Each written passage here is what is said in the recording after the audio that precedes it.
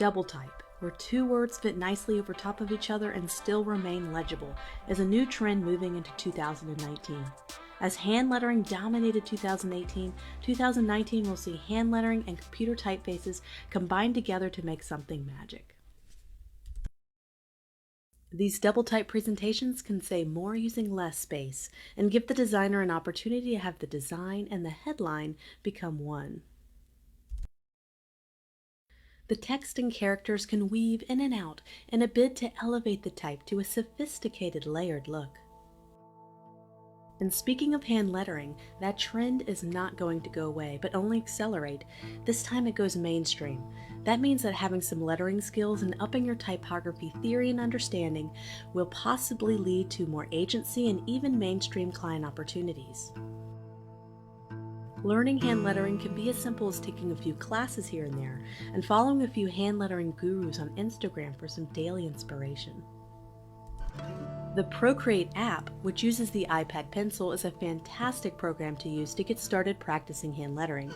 The Wacom tablets are another cheaper solution that cost 1/4 the cost of an iPad and Apple Pencil, for those looking not to break the bank learning lettering and digitizing it. Finally, just a simple pencil and paper can be suitable for practicing hand lettering, as you can easily digitize most hand sketches by taking a simple photo with your phone and bringing it into Illustrator to trace with the pen tool.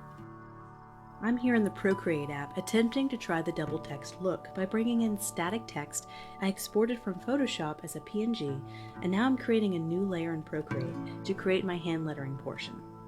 Then I create a mask, just like Photoshop, and I remove certain portions to create that weaving in and out layered look. This is not my main skill set for sure as a designer, but continuing to add this to the skills I am learning expands my potential as a designer to take on a wider variety of projects. Another trend in typography is more illustrative lettering, where type characters can take on a much more detailed and full of life feel.